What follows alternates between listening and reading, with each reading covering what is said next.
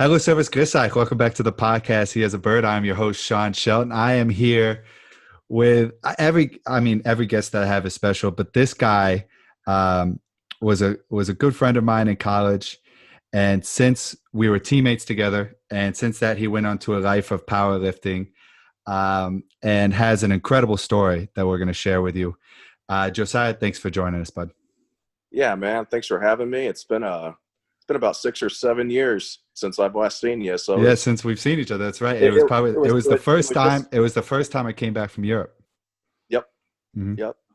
It's just nice to catch up with you Yeah, under some different circumstances too. yeah. Well, the thing is, when I started this podcast, it was like, okay, who do I know that has? Because this podcast is so cool because it allows me to reach out and connect with people that I don't normally connect with, right? Like, uh, you kind of lose touch with people when you live so far away. But the mhm. podcast is super cool, and so when I was thinking about it, it was like, well, fuck, Josiah's story is unbelievable, and so a little background on Josiah for everybody who doesn't know him.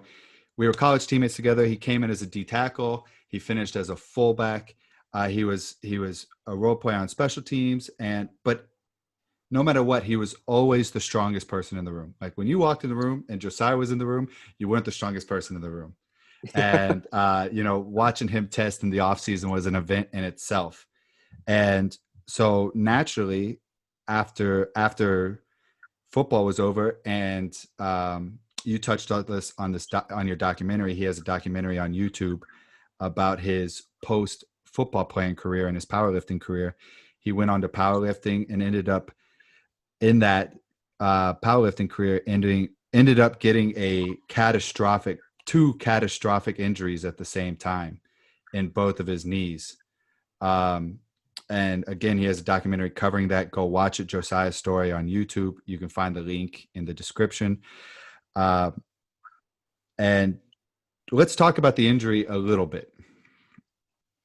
But before that, I always wondered, Josiah, what drew you to powerlifting? There's always those guys on the team that love playing football, but there's guys on the team that even love more. Even on the team that I'm on now, they love the weight room more. What was it about lifting in the weight room that always drew you in? When I was 19, I met a trainer in St. Joseph. His name was Bob Boyles, and Bob was a powerlifter, and he had his gym in his house. And it was like this really small niche of people that went there. And I got introduced to him, and I did 2 powerlifting meets when I was 19. And after that, I went to college, played football. I Hmm. loved those 2 meets I did, but I was like, hey, I'm playing football. I shouldn't compete anymore. And, Coach Cruzy at the time was like, no, you need to focus on football, not powerlifting. So, naturally finished football. And then, Hmm. like you probably have experienced at some point, when football is over, it's like, what do you do? And for me, I was like, well, I like the strain. I like lifting. Yeah. I like the high of it. Yeah. It was almost a rush when you're handling big weights. You can't have a basic mindset to go up and attempt something that most people would probably crumble under. And luckily for me, I was okay at it. I was like, hey, I can be pretty good at this. Yeah. And, I think everybody wants to be good at something. Sure. And I wasn't like a great football player, but I know most people would never doubt my effort. No, And absolutely not. You always had a as it, role on the team, but other people stood out. Yeah. yeah. And so I got back into powerlifting, and I never really knew what I wanted to do with my life. There were 2 things I knew I really liked. I liked lifting, and I liked reading about it. That's all I knew. I didn't really like school. I wasn't good in school. You know that as well. Uh, No, you were at William Jewell. You had to be decent at school. you had to be okay. Yeah. But I just I really dove into it. And I did a couple meets, and I did okay, but I wasn't happy about it. Mhm. And I was like, there's some other guys here that are, putting up good numbers, and, what are they doing? And so then that's when I really dove into like the science of training, programming, different movements, different this. And honestly, I just became obsessed with it. And then when you're getting stronger and you're getting bigger, you visually can see yourself changing, and people notice. And whether it sounds vain or not, it's still cool to have people give you a pat on the back. This, being a Sure. football player, Sure. everybody wants to be accepted and be good at something. And for me, that was powerlifting, but it started to become like an identity. Yeah. Well, And, I can imagine too, it just being masculine, right? Like the guy is the strong, like that. I've never been that guy. I've never been the guy who I can walk in a gym and it's like, I'm going to throw around the most weight here. But that's got to be first of all, that's got to be a cool feeling. That's like first of all, you're pushing your body to the absolute limits, which we'll talk about in a second, which I think is rare for people to do. And two, you get the confidence of doing that. And three, you get the adrenaline, like you said, a little bit of high. Like I can only imagine what 600 pounds feels like on your back. Like there's got to be an adrenaline to that. There has to be. Yeah. And, before heavy attempts on deadlifts and benches and stuff like that, you remember in college, it was a spectacle. It was really a spectacle. There was like an art to it. Oh, sure. It was like, oh shit, hey, Josiah's getting ready. And he's like fucking pacing the gym. It's like, stay out of his way. Stay out of his way. Don't look him in the eye. Oh man, it was maybe some of that stuff might have been a little over the top at times, but you saw, this is a perfect transition. You have to be in the right set of mind to do that, because what happened to you can happen. Any power lifter that steps into the rack and puts that much weight on your back or tries to pick that much weight off the ground and pushes their body to the absolute limit, like, I get it. I never did it, but I get it. Like you're going into something that potentially could be catastrophic.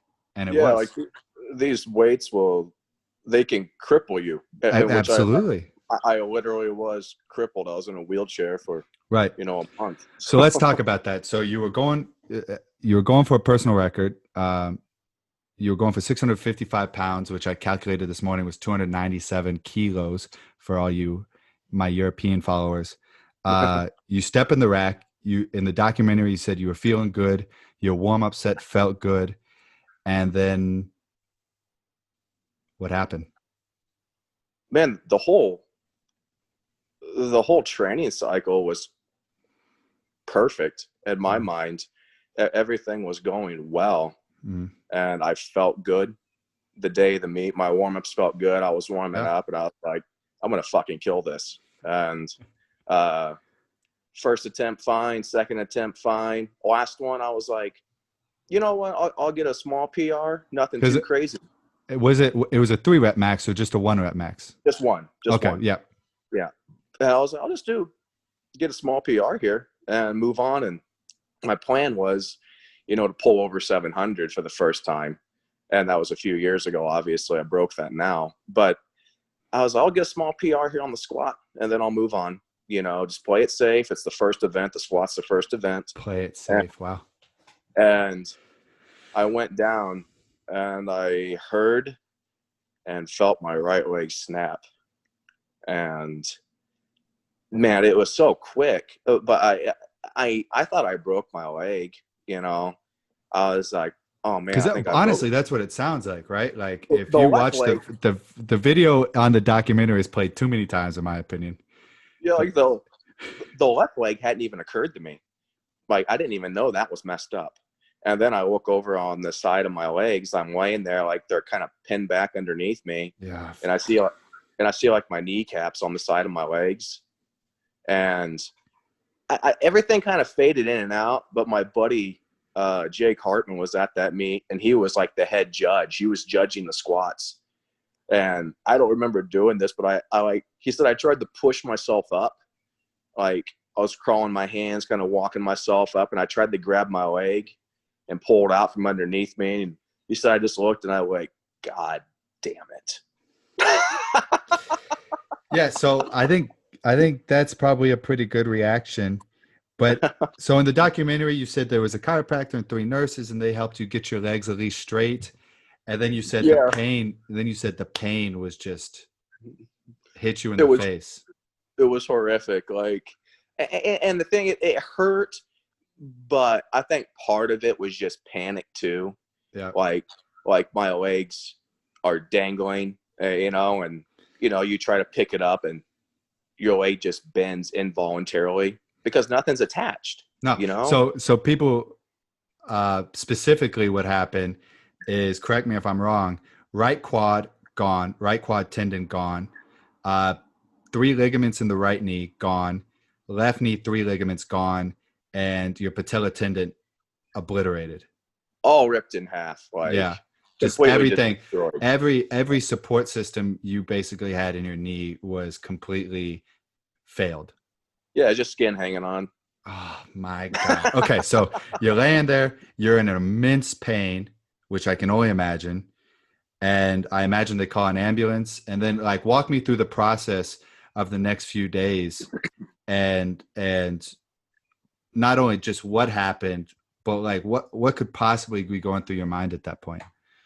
So this is when things get interesting. So they get an ambulance for me. I'm in Iowa. Mm-hmm. My wife is at home with our 9-week-old daughter. So she's not with me. So this is perfect. And she didn't even want me to go to the meet in the first place. That's a totally different story. And a little background, she's also a former power lifter. Yep. And so she has a lot of experience and background of this. And she also dealt with injuries. If I remember from Correct. 6-7 years ago, she had some back issues from powerlifting. Back correct? issues, hamstring So issues. she was skeptical of you powerlifting in the first place. She was skeptical of the amount I was competing. Gotcha. And the level that I was taking it to. Gotcha.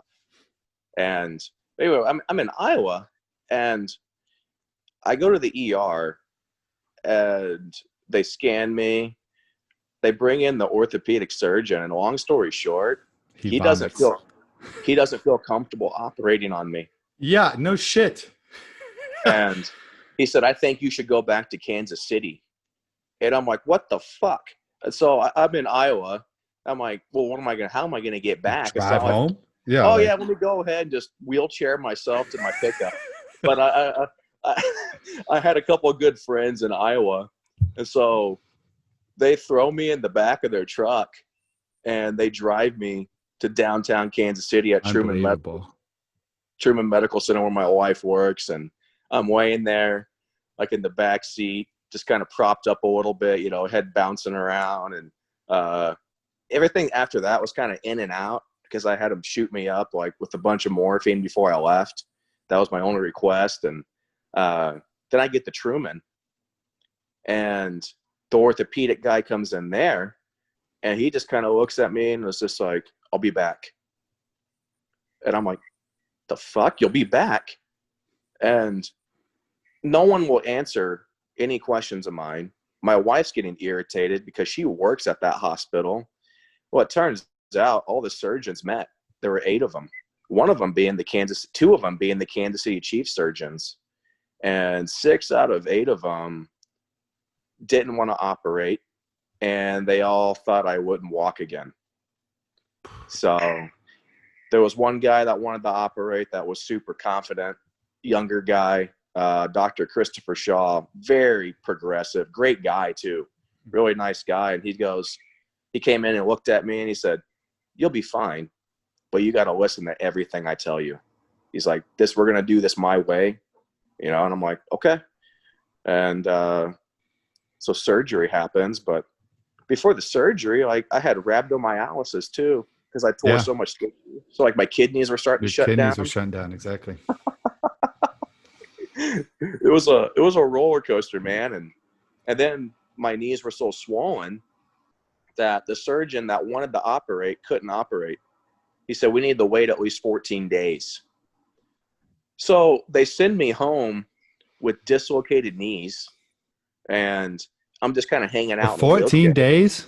Yeah. because I had to wait for the swelling to go down. Right. No, it makes sense. And I was just like hanging out in a wheelchair with these big braces on. I remember And the braces, and I I remember, was like, yeah. I'm still going to go to work. And so like my wife would grab I'd slide myself down the stairs, and I'd train my clients in a wheelchair and just kind of hang out and wait for surgery. But Okay. So I have a couple questions. One is, what exactly is going through your mind? First of all, when they tell you never walk again, and also when you're trying to work in a for lack of a better word, but an accurate word, a crippled state. So like there had to be like a a rush of emotions in that scenario. I mean, hearing that you'll never walk again has to just be devastating. oh, it was, but at the same time, I I didn't remain positive. I'll put it that way. That, Um, but but I think that's I only started. natural, right? I had communication with a few other lifters that had bad injuries, Mm-hmm. really bad ones, Mm-hmm. similar to mine, and they were able to come back and live a normal life and be okay, Mm-hmm. be healthy. Yeah, And exactly.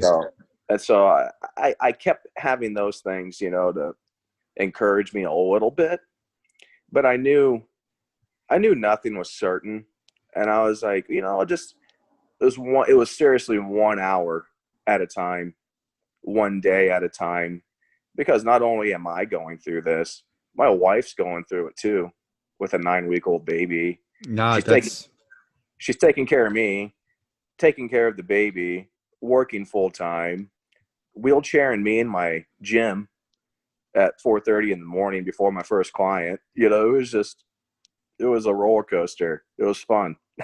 was it? No. Doesn't sound very fun.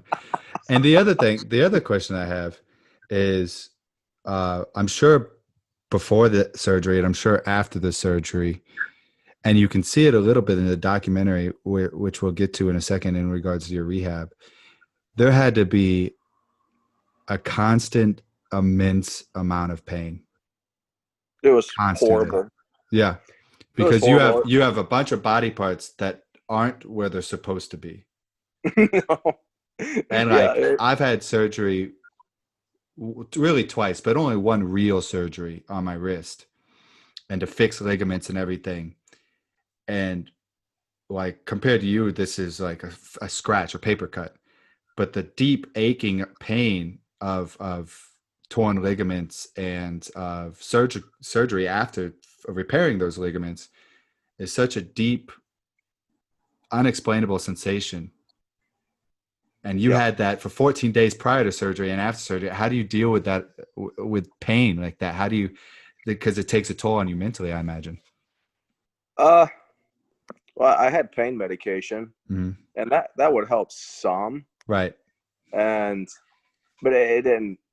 I think sleeping was probably the biggest issue, um, because I had to sleep with the leg braces on, and obviously you're just laying there like a fucking mummy on your back. You can't roll over or twist or turn, because if you try to, you're like, oh fuck, it hurts your legs pretty bad. And but the pain after surgery when I woke up uh, it was pretty nauseating. Yeah. It hurt that fucking bad. And uh, but I kept trying to. I think during this time, I started reading more. Uh, I started journaling, just doing anything I could to kind of like occupy myself. And I felt like I had a lot to say about it, and I wasn't coping very well. So I was like, I can't. My wife's going through so much already. Yeah. I was like, I can't vent to her. I don't want to put any more on her than she already has, even though I know she would try to do her best. And so I started writing all my thoughts down, It's probably a good you know, idea. to try to get it out, how I was feeling at the time. And but then after surgery, I couldn't do anything for 16 weeks. My legs were just locked out completely straight. So I didn't get to start physical therapy until like late February. Mm-hmm. And that was a whole nother Right.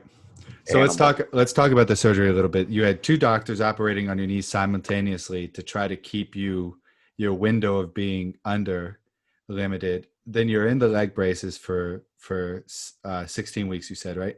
Yep. And then you start physical therapy. And when you started physical therapy, they talk about it's not always a strength issue. What I know from surgery as well, the worst part is the mobility. The worst part is getting the mobility back. And they showed clips of you and your physical therapist literally fucking pushing on your lower leg to try to increase the angle of mobility in your knee. And that looked excruciating. That was a nice video too. I can only imagine. There were a few, like most of the time it was two people. Well, Aaron, my head physical therapist, would push. Two other PTs would hold me down on the table, and then another physical therapist would come in and measure the degree that I hit that day, because my knees froze. Yeah, of course. I mean, first They of all, just they were froze. completely reconstructed and they were locked in place for 16 weeks. And for these people listening that might think, oh, he should have bent his knees sooner. Well, I had all cadavers. I had all grafts, from a dead guy's Achilles tendon. And so my surgeon told me this. He goes, yeah, we can gamble and you try bending them sooner. He goes, I'm afraid they'll re-rupture. He's like, he goes, I would rather have a good, strong tendon and stable knee and you deal with some stiffness that you're going to have to fight later versus you re-rupture and then we're back on the operating table again. I was like, fuck it. I'll deal with the stiffness somehow. Yeah. But it looked absolutely miserable. the worst pain, it's coming. Yeah. Like 3 days a week for 6 months. Like No. we did that. I think every Monday, Wednesday, Friday from 1 to 4. Dude, I cried 3 days a week just because it fucking hurt that bad. I would have cried more. I would have cried in between days. I would have cried on the way there. I would have cried during. I would have cried afterwards. It became so hard a couple times. I was like, man, these pain meds, they're not working that well. They're not helping deal with some of the pain. Mm-hmm. And so then, next thing you know, it's just the honest truth. You start drinking more. Sure. And I started drinking before I went to physical therapy, and to kind of help deal with some of the pain. And mm-hmm. I justified it to myself. Like, I'm in a lot of pain. I'm doing this so I can get through therapy. And my PT had an idea what was going on. He didn't like it, but at the same time, he knew he couldn't really tell me what I was going to do. And but then you start to spiral down, because there were days, months at PT, I was like, I'm not getting better. It's been 4 months. I'm not getting any better. And you start to think, like, I'm fucking stuck like this forever. I'm not going to be able to do anything with my family. And so you medicate more to deal with the reality of the situation. Well, you're not happy, obviously. No, it's just like pain meds here, some alcohol here. And what people don't realize, if you've been an athlete and you have dealt with injury, you kind of know this. But if you haven't really dealt with injury prior, and I've dealt with nothing like Josiah's dealt with, but pain meds take away the edge, if you will, mm-hmm. right? Like, if you have a serious injury and you're in a lot of pain meds make the pain bearable. Pain meds don't take away the pain. Like, if you're injured and you're playing injured, or if you have a catastrophic injury like Josiah had, you're constantly in pain, and it's a miserable process. Mm-hmm. Yeah, everywhere you go, like, something hurts. Yeah, no matter what you do, something hurts. I think that the biggest thing, though, was probably that hurt more was probably not feeling like a man. And you can't do simple shit. You can't take out the trash. You can't, fucking mow the yard. Yeah. And I'm just watching my wife, like, slave, doing everything. And I was just like, you feel like a piece of shit, probably. You're a piece of shit. Mm-hmm. And she didn't want, it's shouldn't, we had debates on whether I should have done that meet in the first place. And so I felt guilty. Yeah. Like, you're a Yeah. shit dad. You're a shit husband. All that stuff. You start going down that rabbit hole. Like, Which you're I think fucking is worthless. a completely natural thing, right? Like, Right. Bro. let's talk about your wife real quick. You mentioned her in the documentary a little bit, but I think I would be curious on how you elaborate on it. For the timeline, you were this worthless, self-described worthless person for what, 6 months? 6 to 8. I felt like after around like 7 or 8 months, I was starting to kind of get back a little bit. I was able to start doing things. Right, exactly. Oh, hey, I can change the diaper. Oh, hey, I'll mow Yeah, the yard. exactly. I can start doing. I never been Probably more looking excited. forward to it. Exactly. I've never been more excited to mow my yard in my life. Yeah. How vital was Rachel to this process? Oh God, man, hard to put in the words. Yeah. She did everything, like, and even during the whole process, I watched her transition, and like, not put in some ways put on like a different face.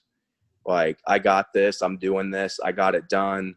She had a to-do list, and I knew it was taking a toll on her too, because she started losing a bunch of weight, and she got really sick right as I was starting to recover. And I think it was just time of her just getting beat down and worn down doing everything. And so I was like, I got to get back. Yeah. And I don't need to get back to lifting. I need to get back to like helping out, doing some chores, being able to cook dinner, run to the grocery store. And I did some grocery store runs in those leg braces.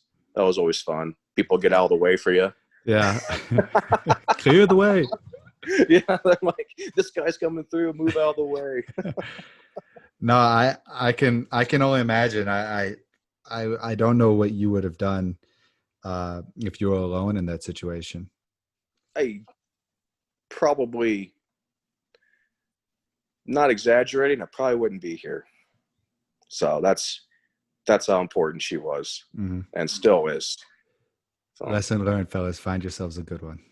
Find yourselves a good one that's, for better or worse, you do those vows, and I think some people kind of forget it once in a while. Like, they can toss things aside, like, this doesn't fit me anymore, maybe.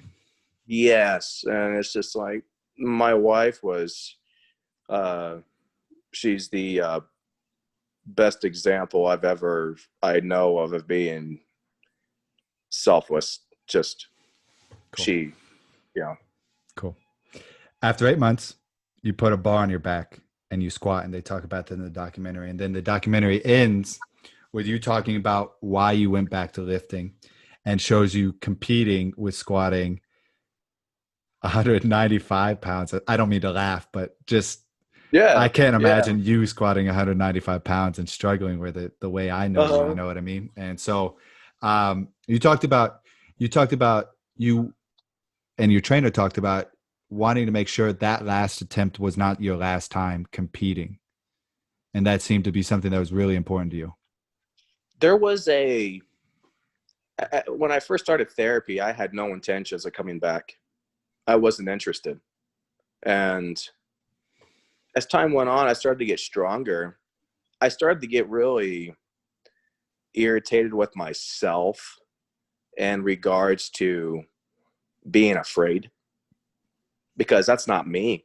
And I was like, I got to get over this fear of being able to lift, like, and I don't care if I'm not as good as I was before, but I still want to be able to do these things and be able to eventually teach people, and hopefully they can learn from, mistakes I've made so that they don't make them as well.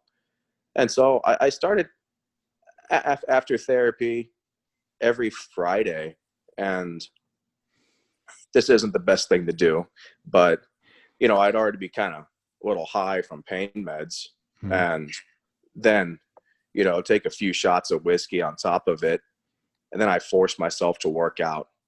I was like, I'm gonna lift, and I'm gonna do the best I can, and so I started like deadlifting, and I didn't think I'd ever be able to deadlift again. I knew I wouldn't be able to squat heavy.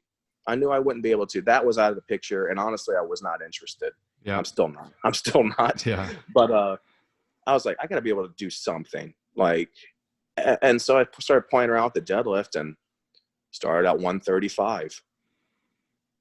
Just gradually went up 10 to 15 pounds every other week. And, I was medicated to help deal with the inhibition. Like, I lost my inhibition with some of the pain meds and the alcohol being in my system. And that's not good, but at the same time, no, not recommended, guys. No, not recommended, but yeah, I was such a fucking wreck. I was like, this is what I got to do to get over this fear. That's an extreme scenario. Yeah, I started gradually getting stronger, then 300, then 400, then 5. And then when I pulled 6, I thought, I'm not fucking done. So I was like, what can I do? I can still bench. I can still deadlift. I don't want, and there's other motives too. And you've experienced this being an athlete, but I had a lot of people, unfortunately, kind of shit talk me. Like, oh, he's done. He's not coming back from that injury. Really? And other powerlifters, and I knew them personally. I still know them, and I was like, that kind of pushed me a little bit too. And not only did I come back and came back stronger, but I could still outlift them too. Yeah. So it's just bitches. Like that. so it's just, no, that's great. Everybody needs a chip on their shoulder, and you had plenty of reasons to have one. Right. I didn't want that in the back of my mind, like my physical therapist talked about in the documentary. I didn't want like, oh, the last meet I got freaking folded up like a steel chair. Right. I was like, I got to have a better exit. Than that. Yeah. What's your relationship with powerlifting right now? I like it, and I think there's some good things with it. But when you got to the point of where I was at, and I know a lot of other lifters personally like this, it becomes your identity.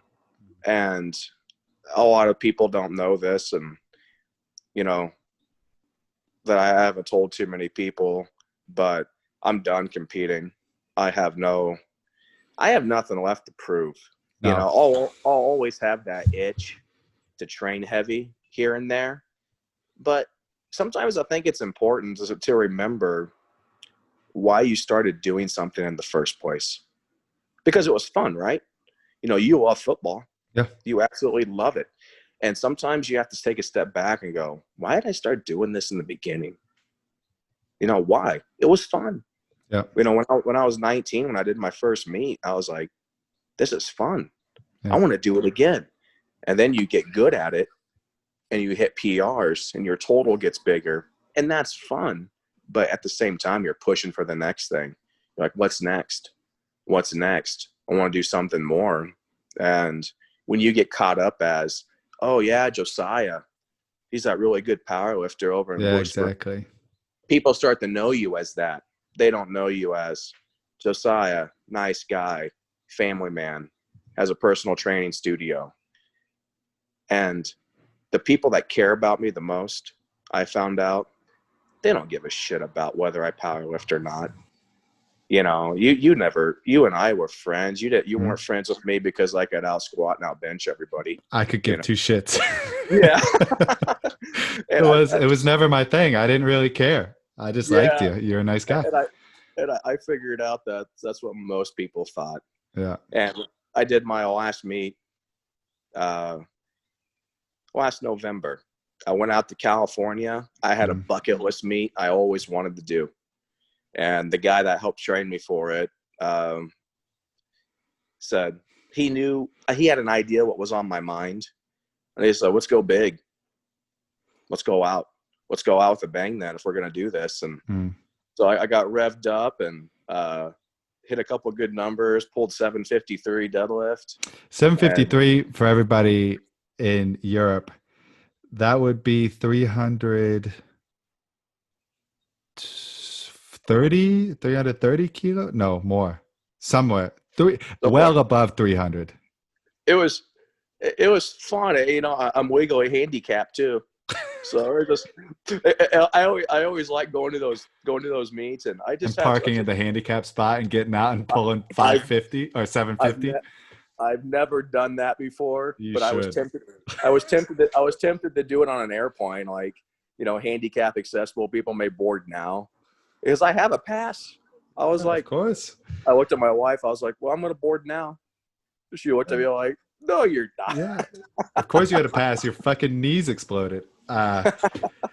No, and now you're an educator and you're a personal trainer, and I'm sure this whole process has been a learning process. But if you were talking to a young kid, you're talking to yourself at 19 that just loves to pull heavy weight, and they get the same feeling that you did, what would be something you would tell them? Take your time. Yeah.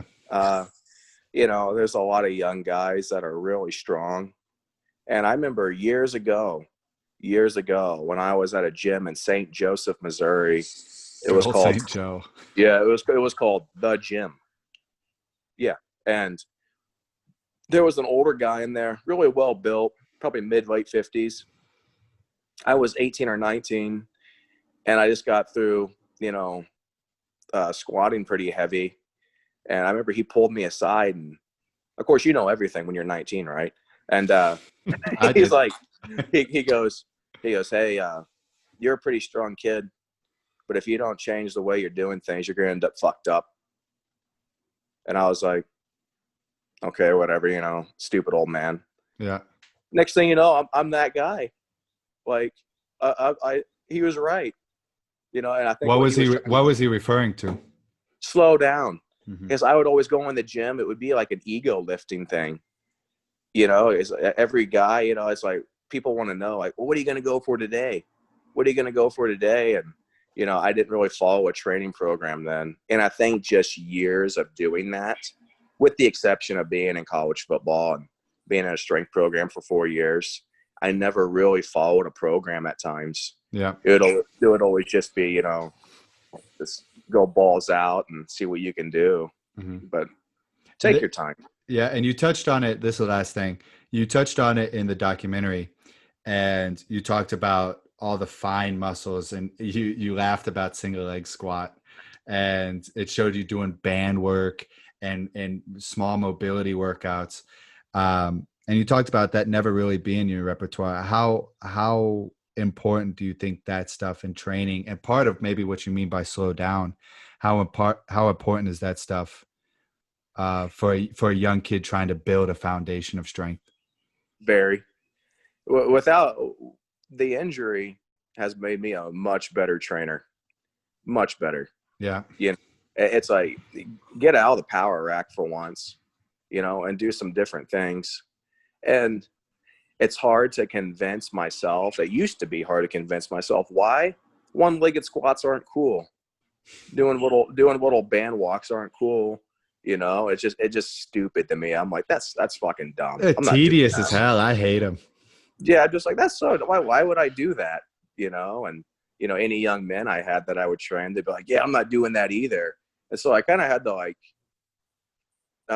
back up and go, yeah, we're going to do some band walks when we warm up today. You know, I'll get some looks from some of my younger clients like, what? Why are we doing that? I'm like, because you fucking need to. That's why. You know, it might be important later on. It may not be now, but it will be later on. You know, you need to train like long term. Yeah. If you're wanting to lift weights and you're wanting to be healthy, think long road. Don't think short term, or else you'll have something bad potentially happen, which happened to me. I just gassed out. Yeah. And how would you implement stretching? I'm asking because I'm also involved in the youth of the Raiders, and I'm involved in their off-season program, and some kids were us, and you just want to go in and pull weight. How is stretching implemented into a program like yours?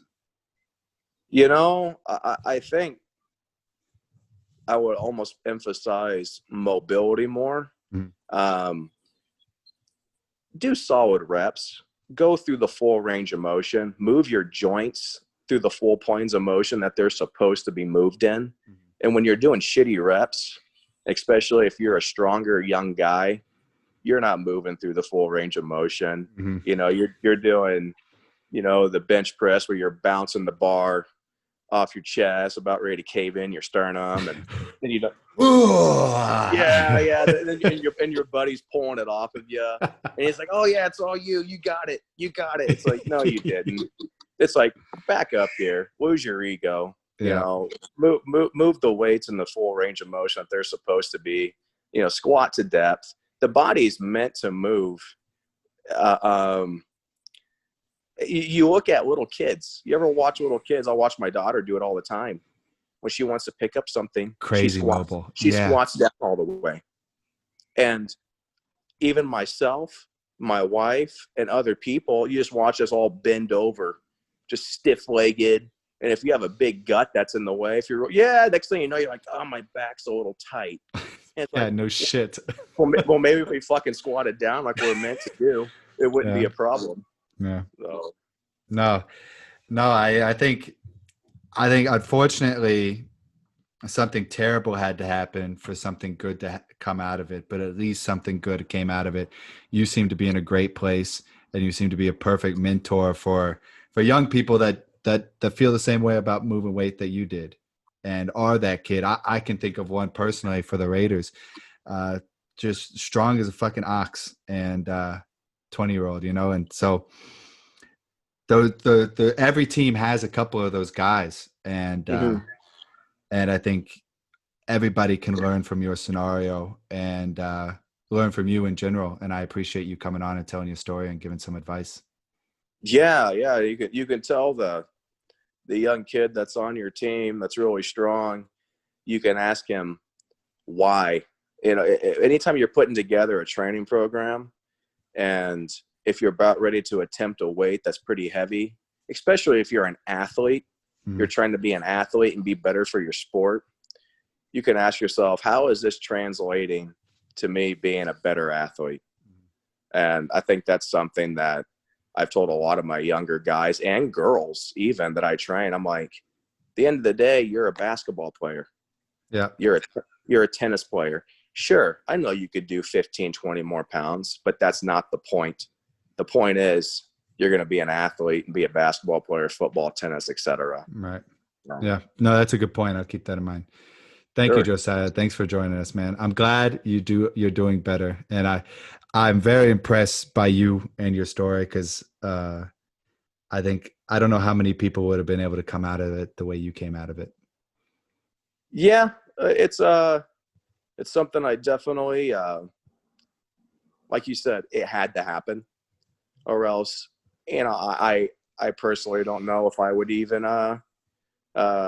be married still, or have a family, because you let something consume you, and take over your life. It's a tough spot to be in. It had to happen. I'm happy now, and I got a good family, good career. Can't complain. That's great to hear, buddy. That's great to hear. For everybody who hasn't watched it, go check out his documentary. Again, the link will be in description, or go check out Josiah's story on YouTube. It's a fabulous story, very interesting and very gut-wrenching at times. But that's just the nature of catastrophic injuries. Josiah, thank you very much, buddy. Thanks, Sean. Appreciate it.